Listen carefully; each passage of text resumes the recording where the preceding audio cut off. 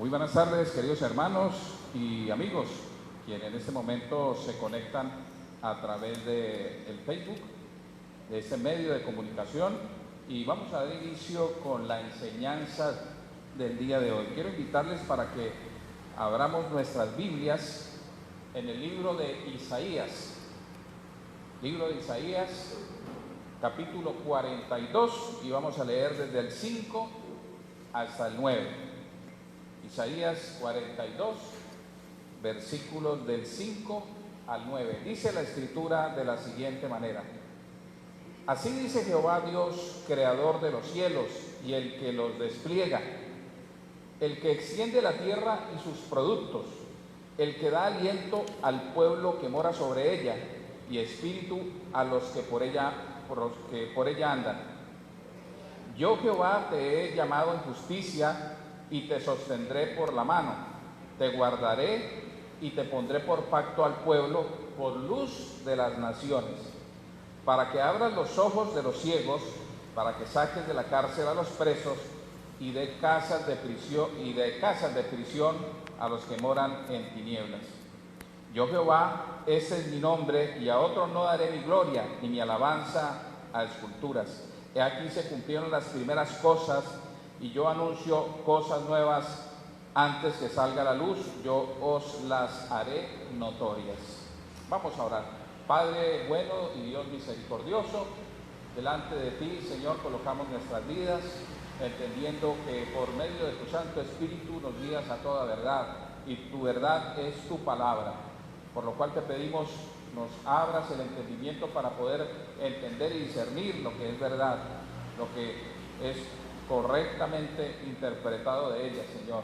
Le damos a ti la alabanza, la gloria en Cristo Jesús. Amén. Bueno, en el día de hoy más bien, una de las revistas más importantes de nuestro país, de Colombia, hace una entrevista a un personaje de la farándula, que según la revista Times de Nueva York, dice que es una de las 100 personas más influyentes o más importantes de la actualidad. Sin embargo, algo que nos revela esa entrevista que se le hace a esta persona, a este cantante, pone en evidencia que es una persona que tiene problemas depresivos. Y si bien es cierto, la depresión en algunos casos, deben ser tratadas de manera médica, de manera a través de tratamiento psiquiátrico, de medicina. Muchos de los casos de depresión, tal vez la mayoría, se derivan de problemas emocionales, y por qué no decirlo, de problemas de tipo espiritual. ¿Y cómo no entender esto cuando hay un mundo sin Cristo, cuando hay un mundo sin Dios, y además un mundo en medio de una incertidumbre que se presenta hoy a través de una pandemia? Y no solo la pandemia, antes de ella habían otras circunstancias que generaban ansiedad, que generaban estrés y por ende depresión.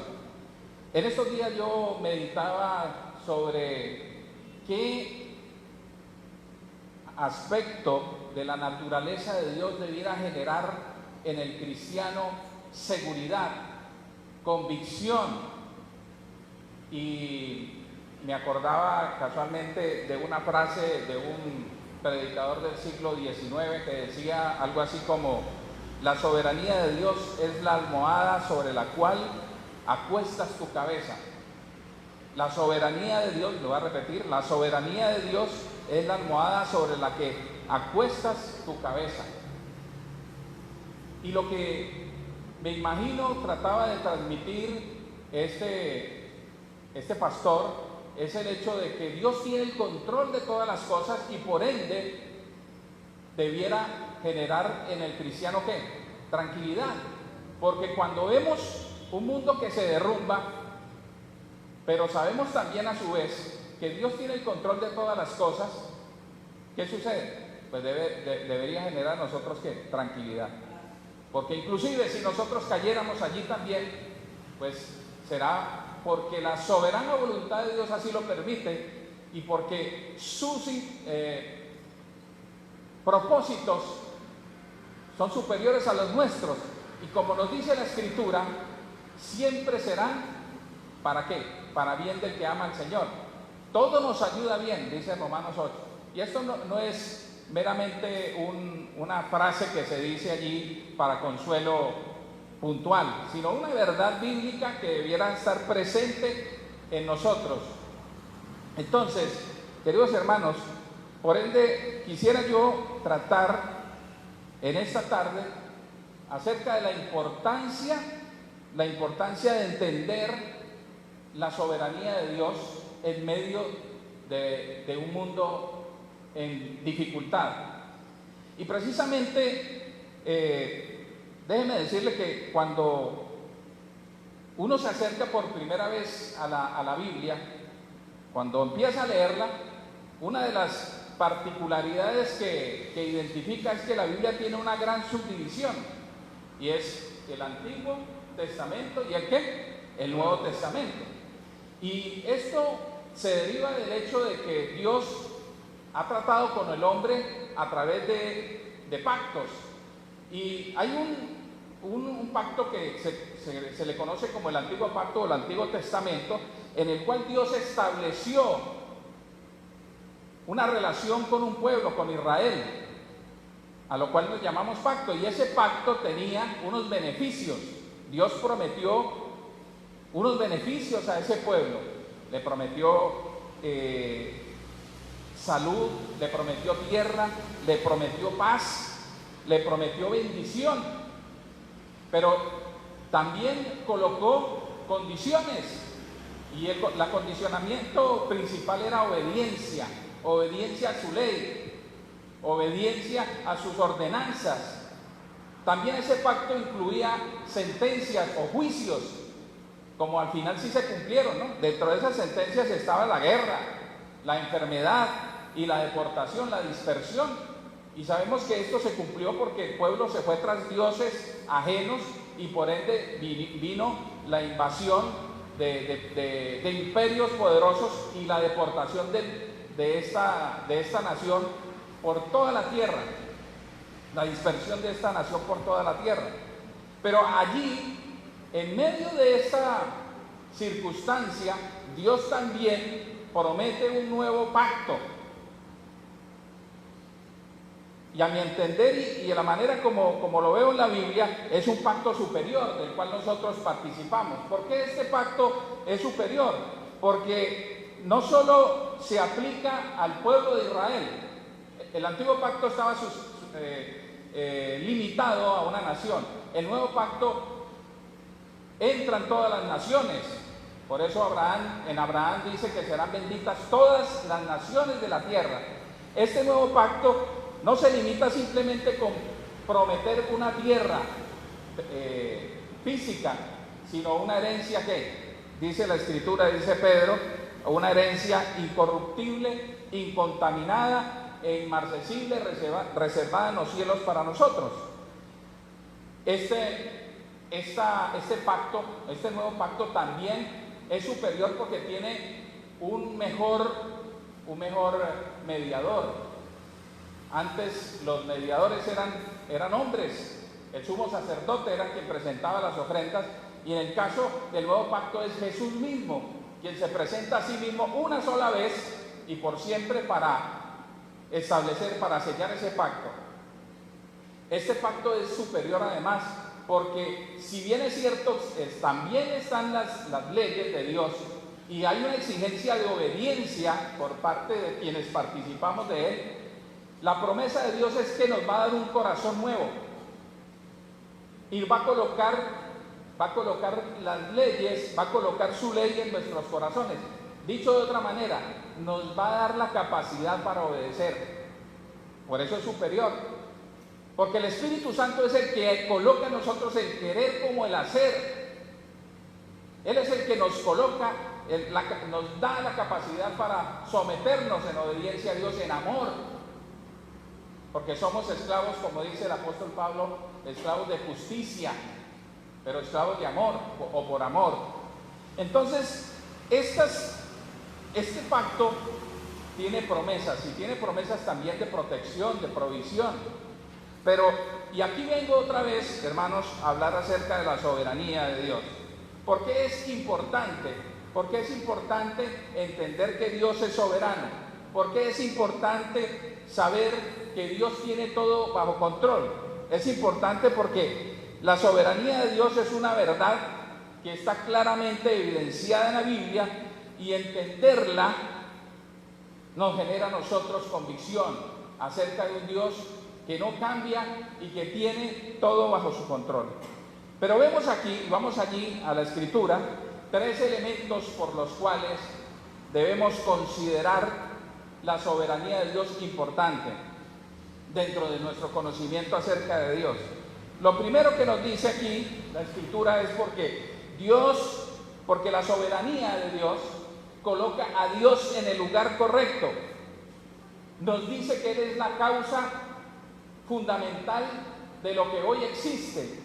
Dice el versículo 5, que ya leíamos, dice así: así dice Jehová Dios, creador de los cielos y el que los despliega, el que extiende la tierra y sus productos, el que da alimento al pueblo que mora sobre ella, y espíritu a los que por ella andan. Hasta ahí todavía no ha dicho nada Dios con respecto acerca de lo que es, o de lo que quiere decir acerca de su voluntad en este texto. Pero mire que da su tiempo para decir quién es. Y está diciendo en el preámbulo de lo que va a decir que Él es el creador de los cielos. Debe ser algo importante, ¿no? Que Él lo recuerde, o que Él le recuerde al pueblo que Él es el creador de los cielos. Y no solamente es el creador de los cielos, sino el que despliega el cielo. Y la idea aquí es como quien corre una cortina, ¿no? Como quien la pone una decoración, pero tiene la misma capacidad de quitarla, ¿no? O sea, no solamente Él creó los cielos, sino que además Él está detrás de todo lo que acontece. Él tiene el control de todo. Él es el que sustenta, nos dice Hebreos 1:3, Él es el que sustenta todas las cosas con la palabra de su poder. Él tiene todo bajo control. Lo cual entonces aquí nos dice, este texto nos está diciendo Dios que Él es creador, pero también que es sustentador. No es simplemente un Dios que le dio cuerdas a la creación y se fue, y se olvidó de que había unas criaturas a quien alimentar. Nos dice el Salmo 104, y es un salmo que me genera a mí mucha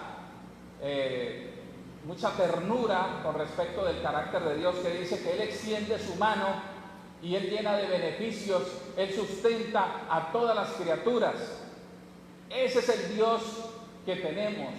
Ese es el Dios que nos protege, ese es el Dios que nos sustenta, ese es el Dios que nos ha dado la creación, que ha generado esta creación. A alguien una vez en un seminario le decían a un maestro que cuál era el versículo más importante de la Escritura según él. Y él decía, sin duda alguna, Génesis 1:1. En el principio creó Dios los cielos y la tierra.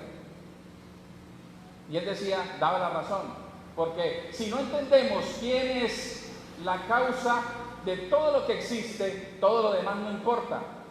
Entonces no entendemos por qué el pecado y por qué hemos ofendido al autor de todas las cosas, y por qué tampoco podemos entender el por qué necesitamos de un redentor. Por lo cual Dios se da su tiempo aquí en este texto para decir quién es. Él es el creador, es el sustentador, pero además dice que es el dador de la vida. Él da aliento al pueblo que mora sobre ella y espíritu a los que por ella andan. Él es el dueño de la vida. Pero también tenemos aquí por importante, o debemos tener por importante, el entender la soberanía de Dios porque nada puede impedir que Él cumpla su propósito. Y nos dice el versículo 6, yo Jehová te he llamado en justicia y te sostendré por la mano, te guardaré, te pondré por pacto y por luz de las naciones. Y si usted lee con detenimiento este versículo, va a encontrar que está lleno de verbos. Y esos verbos están conjugados en primera persona. Es Dios quien está diciendo que hace cada acción en la vida de su pueblo. Porque dice aquí que Él es quien llama. Dice que Él llama a su pueblo, llama en justicia. Pero también dice que no solo nos llama, no solo produce en nosotros un deseo de ir venir a Él. No es simplemente un llamado externo, no es simplemente la posibilidad de que usted haya escuchado a alguien hablarle acerca de Cristo, acerca del Evangelio, sino que además este llamado es un llamado interior, porque Él es el que provoca en el hombre el deseo de acercarse a Dios. Él es el que produce en él la capacidad de entender su condición humana, su condición pecaminosa. Si no es Dios quien convence al ser humano de su pecado, de su inmundicia, de su falencia, de su necesidad, si Él no es el que produce el deseo de venir a Él, nadie vendría a Cristo, nadie.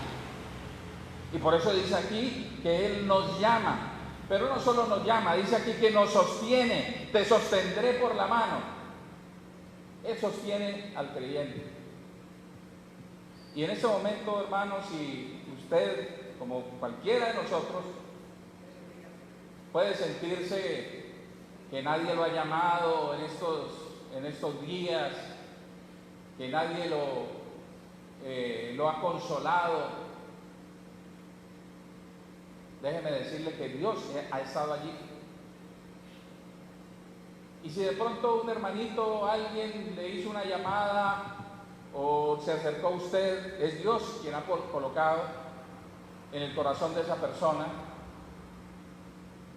para que actúe, para que obre en favor suyo, porque Dios nos sostiene.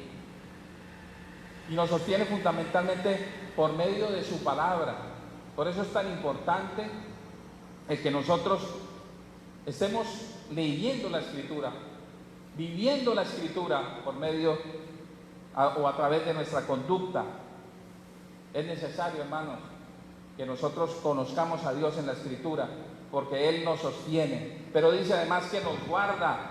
Él no solo nos sostiene, no solo nos llama, sino además nos guarda. Y esta palabra en la Biblia, guardar, da la idea como algo que es de gran valor y que está rodeado por una fuerte vigilancia. Esa es la acción que genera Dios en la vida de sus hijos. Él nos guarda. Pero dice aquí que Él es el que nos pone a nosotros por pacto al pueblo y nos pone por luz de las naciones. Y mire que aquí el énfasis, vuelvo e insisto, es que Él es el que obra, Él es el que hace.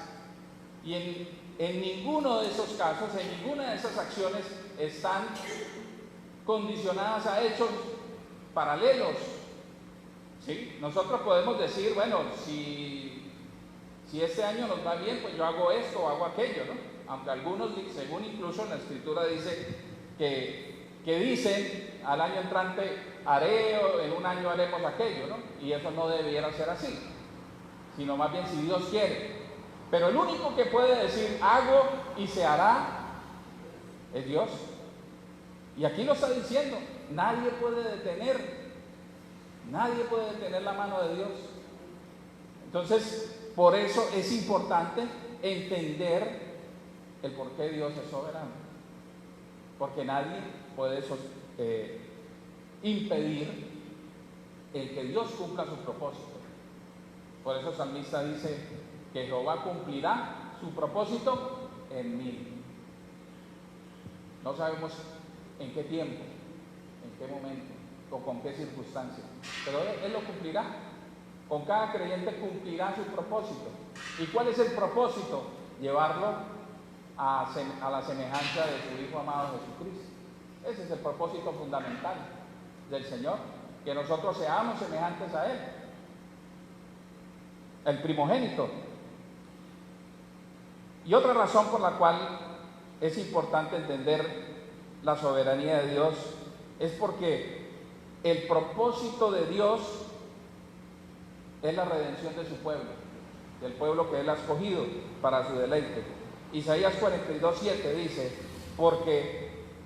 para que abran los ojos de los ciegos, para que saques de la cárcel a los presos y de casas de prisión a los que moran en tinieblas.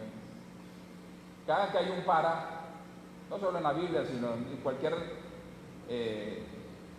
escrito, debemos entender que ahí hay un propósito.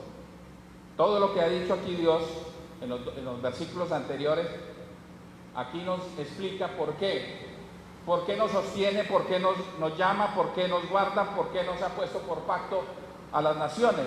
Dice aquí, para que abras los ojos de los ciegos, para que saques de la cárcel a los presos y de casas de prisión a los que moran en tinieblas.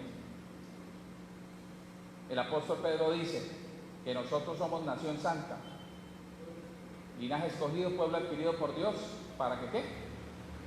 Para que anunciemos las virtudes de aquel que nos llamó de las tinieblas a su luz admirable. ¿Sí? Y ahí también hay un ¿no? Para que anunciemos. Y aquí nos dice igual, para que abramos los ojos de los ciegos, para que saquemos de la cárcel a los presos. ¿Y de qué manera lo hacemos? Porque nosotros tenemos la capacidad de abrir los ojos de los ciegos espiritualmente. No, es Dios. Pero cuando predicamos el Evangelio, cuando hablamos de Cristo, cuando nuestra conducta es conforme a nuestra predicación, a nuestra enseñanza, entonces nosotros estamos cumpliendo el propósito de Dios. Porque la obra de Dios la ha hecho siempre por medio de su pueblo, y ese ha sido su propósito. Y la iglesia hoy es el propósito o a través del cual se cumple el propósito de Dios. Él dijo que Él edificaría a su iglesia. Aquí le tenemos ese texto que es bien importante, Mateo 16:18. Y sobre esta roca edificaré mi iglesia, y las puertas del Hades no prevalecerán en contra de ella. Entonces Él ha prometido, y como Él tiene el control, como Él es creador, como Él sostiene, como Él llama, entonces esa promesa se cumple en nuestras vidas, en la iglesia. Y porque también Él ha dicho que nada podrá separarnos del amor de Dios. Nada. Es un hecho real. Y luego el escritor habla acerca de cuáles cosas pudieran afectar, que pueden afectar cualquier tipo de asociación humana, ¿cierto? Ángeles, principados, hambre, persecución, prisión, pueden generar dificultad a cualquier otro tipo de asociación que es de tipo humana, pero la relación entre Dios y sus hijos, nada puede afectarla. Él ha prometido amarnos por la eternidad, y nada podrá separarnos del amor de Dios. Quiero concluir con lo siguiente, hermano. Primero, Dios no ha prometido librarnos de la aflicción en este mundo, y muy seguramente tendremos aflicción, y muy seguramente estemos atravesando aflicciones permanentemente. Tarde o temprano la dificultad llegará a nuestra puerta, y esto provocará en nosotros dolor, sufrimiento. Mas sin embargo, debemos estar seguros que Dios está en control de todas las cosas, y que Él siempre está obrando conforme a su voluntad, para nuestro bien y para su gloria. Y también debemos entender, conforme a lo que hemos leído en esta tarde, que el saber y entender esta verdad acerca de la soberanía de Dios nos ayudará a descansar en su providencia, tener paz y gozo, sabiendo que Él tiene cuidado de los suyos y que ninguno se ha perdido de su mano. En toda la historia de la humanidad, en toda la historia de la redención del hombre, ni una sola alma se ha perdido cuando Dios la ha tomado en su mano. Ninguna se le ha caído de su mano.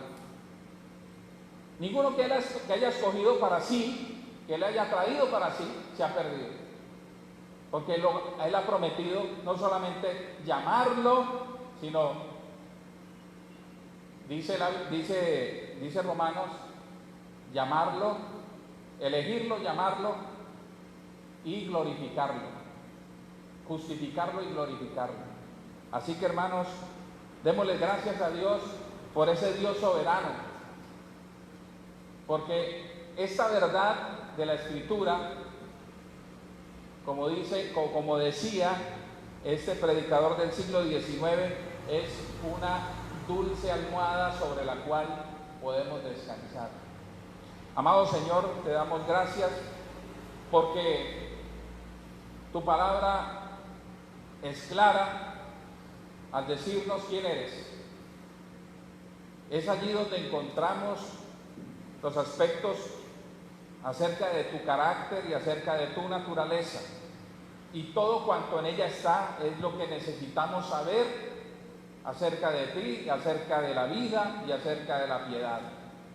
Por eso, Dios del cielo, gracias por esta revelación que nos has dado a nosotros tus hijos, Señor. Y permítenos, de la misma manera que la hemos recibido, poder llevarla a quien no la tiene. Dótanos de tu poder, ayúdanos, Señor, para que tengamos la capacidad y la eficiencia para llevar un mensaje claro, diáfano, a todo aquel que lo requiera. Te damos a ti la gloria, Señor, porque en un mundo lleno de incertidumbre, muchos afectados, Señor, por la ansiedad, podemos reposar tranquilamente en la soberanía de Dios. Te alabamos y te damos gracias en Cristo Jesús. Amén. Amén. Invitamos al pastor Juan Daniel, quien nos va a dar algunos anuncios de esta semana que recién empieza. Muy buenas tardes. Un saludo especial para todos los hermanos que se conectan con nosotros a través de nuestra página de Facebook. Y los anuncios, hermanos, para esta semana, entonces, recordarles que a las 7 de la noche, el próximo martes, estaremos transmitiendo de nuevo una enseñanza más, un consuelo más, una fortaleza más, a través de la palabra del Señor. De igual manera, el día jueves estaremos transmitiendo también a las 7 de la noche la palabra del Señor, otro servicio para honra y gloria de nuestro Dios.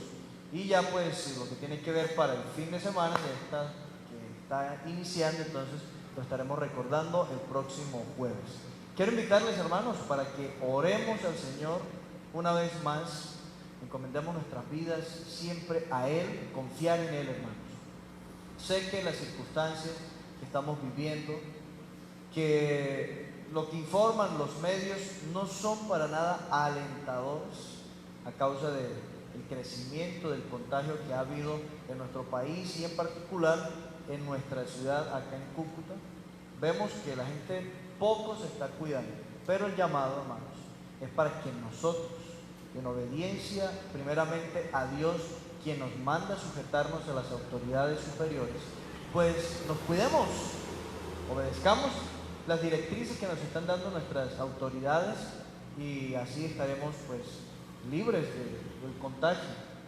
Ahora, si el Señor quiere que nos contagiemos y no sé, quizás quiera llamar también a alguno de nosotros, pues hermanos, de igual manera estar confiados, porque dice la Escritura, sea que vivamos o sea que muramos, estamos seguros que somos del Señor, a Él pertenecemos. Y el hermano Vladimir en la enseñanza hacía referencia a esas palabras del Señor, ¿no? Ninguno de los que me diste se perdió, ninguno de los que me diste se perdió. El que es del Señor, y nada ni nadie nos podrá separar del amor de Dios que es en Cristo Jesús. Y dice el Señor que Él nos da vida eterna y nadie nos puede arrebatar de su mano, dice el Señor. Ahí estamos en su mano. También dice, mi Padre que me las dio, hablando de las ovejas, que somos nosotros, mi Padre que me las dio, mayores que todos, y nadie las puede arrebatar de la mano de mi Padre. Entonces, amados hermanos, estamos seguros, lo cual nos puede permitir una vida confiada en el Señor. Estamos seguros, podemos vivir confiados que estamos en el Señor, que estamos en su mano y en la mano del Padre, del cual nada nos podrá arrebatar, nada nos podrá separar. Entonces, confianza, amados hermanos, confianza. Centremos nuestra vida, fijemos nuestra mirada, busquemos las cosas de arriba, porque recordemos que dice el apóstol Pablo que nuestra ciudadanía está en los cielos, de donde también esperamos al Salvador. Oremos entonces, amados, y luego de orar quedamos despedidos. Dios bueno y poderoso, te damos muchas gracias, Señor, por habernos dado este tiempo en el cual hemos escuchado tu palabra y saber, Señor, que tú eres un Dios soberano, y por ser soberano nosotros podemos descansar en tu divina providencia, Señor, en ese cuidado especial, en ese cuidado particular, Señor, que tienes con cada uno de nosotros. Gracias, Dios, por la salvación tan grande que nos has dado. Permítenos cada día ocuparnos en ella, oh Dios, con temor y temblor. Permítenos estar aferrados a tu palabra, oh Dios de los cielos, para que así nuestros pensamientos estén siempre dirigidos a ti, Señor. Para que así nuestros pensamientos sean sujetados, Señor, a la obediencia a Cristo Jesús, de modo que te glorifiquemos, te honremos y nuestra vida espiritual, emocional, sea estable.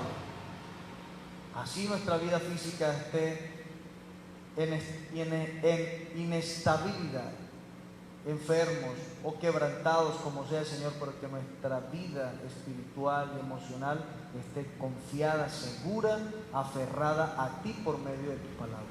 En este momento, Señor, cuando mis hermanos se disponen a regresar a sus hogares, yo ruego tu protección, tu cuidado para cada uno de ellos. Así como guardas su salida, guardes también su entrada como lo haces siempre. Dice tu palabra, desde ahora y para siempre. Que sea la gracia tuya y la bendición con cada uno de mis hermanos. Amén y amén. Amados hermanos, estamos despedidos en esta noche, y a ustedes allá en casa bendiciones, que tengan feliz noche, que el Señor les bendiga. Muchas gracias, hasta el martes 7 de la noche.